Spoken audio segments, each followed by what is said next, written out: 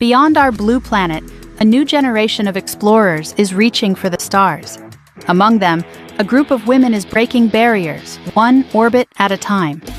This is the story of Muslim women, who are not just dreaming of space, but actively shaping the future of science and exploration, like Major Anousheh Ansari, the first Emirati woman in space.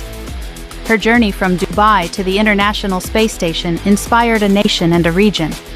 On the ground, scientists like Dr. Fatima Hassan are leading the development of next-generation space technology, from satellite systems to Mars rovers. Their success is built on a foundation of education. Across the Muslim world, a growing number of young women are pursuing STEM, defying stereotypes and reaching for excellence. The future is bright. These trailblazers are paving the way for the first Muslim woman on Mars and a new era of discovery. Follow MSA for more details.